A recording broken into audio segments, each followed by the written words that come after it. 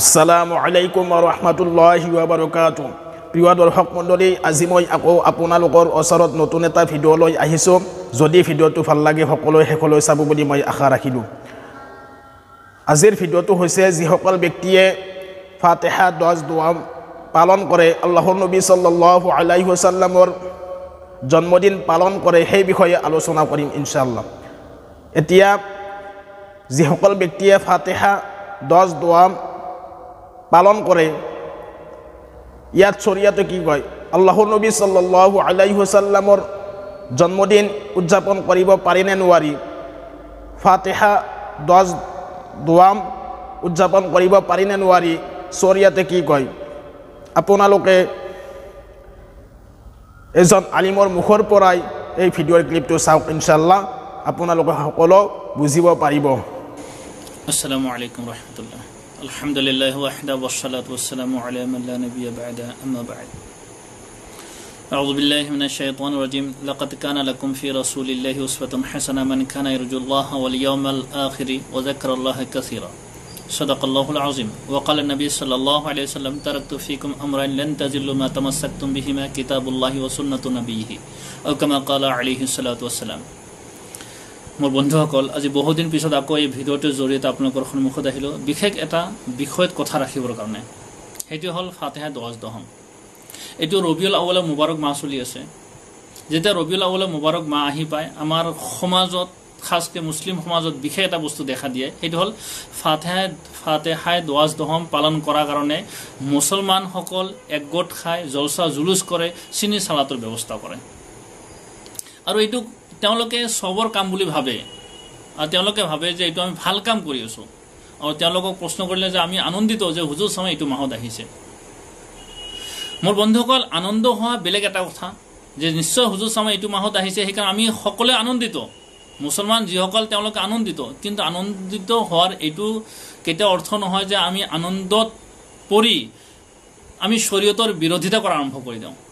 আমি যিবোৰ কাম কৰিছোঁ ফাতিহা 10 দহমৰ নামত, হুজুৰ চামৰ জন্মদিন পালন কৰাৰ নামত যিবোৰ আমি কৰ্ম কৰি আছোঁ, এইবোৰ কোৰাণ হাদিছত ইয়াৰ উদাহৰণ পোৱা যায়নে? প্ৰথম এই কথা জনাটো আমাৰ জৰুৰী আছিল।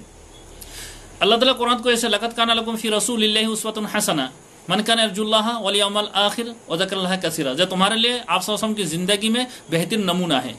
किनके लिए? जो क़यामत के दिन और अल्लाह पर उम्मीद रखते हो और अल्लाह की कसरत से जिक्र करता हूँ। আকৌ হুজুৰ চাম হাদিছত কৈ আছে, তাৰাকতু ফীকুম আমৰান, যে মই তোমালোকৰ সন্মুখত দুটা বস্তু এৰি থৈ গৈছোঁ, যেতিয়ালৈ তোমালোকে সেই দুটা বস্তু সামুচি ৰাখিবা তেতিয়ালৈকে পথভ্ৰষ্ট হ'ব নোৱাৰা। সেই দুটা বস্তু, এটা হ'ল কোৰাণ শৰীফ, আনটো হ'ল হুজুৰ সাল্লাল্লাহু আলাইহি ওয়াসাল্লামৰ সুন্নত। আমাৰ কাৰণে দুটা বস্তু, কোৰাণ আৰু হাদিছ। আমি যিকোনো আমল কৰাৰ আগতে কোৰাণ হাদিছ অধ্যয়ন কৰাটো জৰুৰী, বা কোৰাণ হাদিছত ইয়াৰ উদাহৰণ চোৱাটো জৰুৰী। এতিয়া কথা হ'ল ফাতিহা 10 দহমৰ নামত যিবোৰ আমি কৰ্ম কৰিছোঁ, অৰ্থাৎ হুজুৰ চামৰ জন্মদিন পালন কৰাৰ অৰ্থে আমি যিবোৰ কাম কৰিছোঁ, এইবোৰ বিষয়ে কোৰাণত কিবা আয়াত আছেনে? আল্লাহ কিবা হুকুম দিছেনে? যদি আমি গোটেই কোৰাণ শৰীফ অধ্যয়ন কৰোঁ, তফসিৰ যদি চাওঁ, তেতিয়া দেখা পাম যে এনেকুৱা এটা আয়াতো নাই যি আয়াতত হুজুৰ সাল্লাল্লাহু আলাইহি ওয়াসাল্লামৰ জন্মদিন পালন কৰাৰ বিষয়ে আল্লাহ তাআলা হুকুম দিছে বা ইশাৰা পোৱা যায়, এনেকুৱা কোনো আয়াত নাই। তাৰপিছত আমি হাদিছ যদি অধ্যয়ন কৰোঁ, দেখা পাওঁ হাদিছ, যিমান হাদিছৰ কিতাপ আছে, যিমান হাদিছত তফসিৰ আছে, কোনো হাদিছত আল্লাহৰ ৰাসূল সাল্লাল্লাহু আলাইহি ওয়াসাল্লামে তেখেতৰ জন্মদিন পালন কৰাৰ কাৰণে কেতিয়াও হুকুম দিয়া নাছিল। হুজুৰ চাম নবী হোৱাৰ পিছত মোটামুটি 23 বছৰ দুনিয়াত আছিল, 13 বছৰ মক্কাত আছিল, 10 বছৰ মদিনাত আছিল। হুজুৰ চাম জীৱনকালত কেতিয়াও নিজৰ জন্মদিন পালন কৰা নাই। আকৌ হুজুৰ সাল্লাল্লাহু আলাইহি ওয়াসাল্লামৰ ইন্তেকালৰ পিছত সাহাবাসকল মোটামুটি 100 বছৰ এই দুনিয়াত আছিল, এই জমিনত আছিল, কিন্তু কোনো সাহাবিয়ে হুজুৰ সাল্লাল্লাহু আলাইহি ওয়াসাল্লামৰ জন্মদিন পালন কৰা নাই। যেহেতু হুজুৰ সাল্লাল্লাহু আলাইহি ওয়াসাল্লাম নিজে জন্মদিন পালন কৰা নাই, কোনো সাহাবিয়ে হুজুৰ সাল্লাল্লাহু আলাইহি ওয়াসাল্লামৰ জন্মদিন পালন কৰা নাই, যিটো বস্তু হাদিছ কোৰাণত নাই, সেই বস্তুটো আমি যে পালন কৰি আছোঁ, এইটোত আমি সওয়াব পাম নে? কিন্তু আমি সওয়াব নাপাওঁ। কিয়নো যিটো বস্তু, যি আমলৰ উদাহৰণ কোৰাণত নাই, হাদিছত নাই, আৰু সেই আমলক আমি ধৰ্মৰ নেক কাম বুলি আমল কৰোঁ, ইয়াকে বেদাত বুলি কোৱা হয়। আৰু কুল্লু বেদাতিন জলাল আৰু কুল্লু জলালাতিন ফিন্নাৰ। আৰু যি সকলো ধৰণৰ বেদাত কি? গুমৰাহী, পথভ্ৰষ্টতা, আৰু পথভ্ৰষ্টাই মানুহক কি কৰিব? দোজখলৈকে লৈ যাব। এতিয়া আমি নিজে ভাবি চাওঁ, আমি যিবোৰ ফাতিহা 10 দহমৰ নামত যিবোৰ কাম কৰি আছোঁ, এইবোৰ শৰীয়ত অনুযায়ী হয়নে নহয়? মই আপোনালোকে এটা উদাহৰণ দিব বিচাৰোঁ। আপোনালোকে চাওক, যিসকল সন্তানে মা বাবাৰ খেদমত কৰে গোটেই বছৰ, তেওঁলোকৰ কাৰণে ফাদাৰ্ছ ডে বা মাদাৰ্ছ ডে পালন কৰাৰ কোনো জৰুৰত নাই। ফাদাৰ্ছ ডে বা মাদাৰ্ছ ডে যে বছৰত এদিন মাৰ খেদমত কৰা বা বাবাৰ খেদমত কৰাটো সেইসকল সন্তানে কৰে যিসকল নিজৰ মা বাবাৰ খেদমত নকৰে। এতিয়া আপোনালোকে নিজে উত্তৰ দিয়ক, যিবোৰ সন্তান গোটেই বছৰ মা বাবাক কষ্ট দিছে, কেতিয়াও মা বাবাৰ খেদমত কৰা নাই, বছৰত এটা দিন যেতিয়া তেওঁলোকৰ ভৰি ধুৱাই দিব, ভালকৈ সন্মান কৰিব, খেদমত কৰিব, এটা দিনৰ খেদমত মা বাবা সন্তুষ্ট হৈ যাবনে? কেতিয়াও সন্তুষ্ট নহয় সেইবোৰ সন্তানৰ প্ৰতি। মা বাবাই সেই সন্তানৰ প্ৰতি সন্তুষ্ট হ'ব যিবোৰ সন্তানে গোটেই বছৰ মা বাবাৰ ৰক্ষণাবেক্ষণা কৰিছে, খেদমত কৰিছে। ঠিক তদ্ৰূপ যিবোৰ উম্মতে হুজুৰ সাল্লাল্লাহু আলাইহি ওয়াসাল্লামৰ জন্মদিন পালন কৰাৰ অৰ্থে এইবোৰ কাম কৰি আছে আৰু নিজে ভাবি আছে যে এইবোৰ সবৰ কাম কৰিছোঁ, এইটো ভুল কথা। কেতিয়াও হুজুৰ সাল্লাল্লাহু তেওঁলোকৰ প্ৰতি ৰাজি খুচি নহ'ব। আৰু হুজুৰ সাল্লাল্লাহু ৰাজি খুচি হ'ব সেইসকল উম্মতৰ ওপৰত যিসকলে সদায় হুজুৰ সাল্লাল্লাহু আলাইহি ওয়াসাল্লামৰ আদৰ্শ মানি চলিছে, হুজুৰ সাল্লাল্লাহু আলাইহি নিজৰ কাম কৰাৰ আগতে হুজুৰ সাল্লাল্লাহু আলাইহি ওয়াসাল্লামৰ কামক উদাহৰণ হিচাপে ৰাখিছে।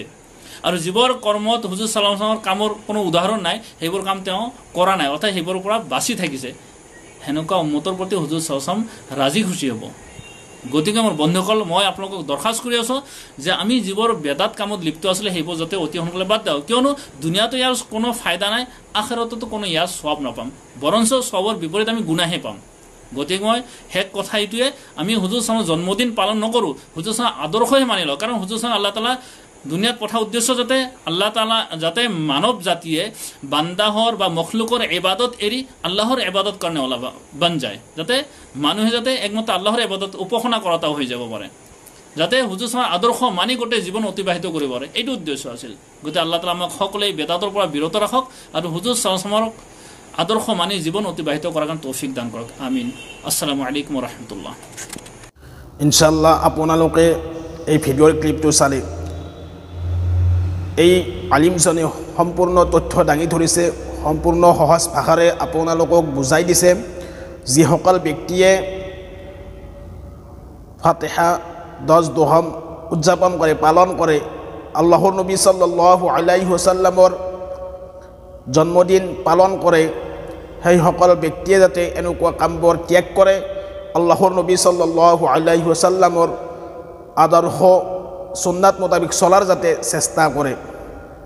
আৰু যিসকল ব্যক্তিয়ে এই ফাতিহা 10 দোহাম নাইবা আল্লাহৰ নবী সাল্লাল্লাহু আলাইহি ওয়াসাল্লামৰ জন্মদিন কোনো ধৰণৰ হাদিছত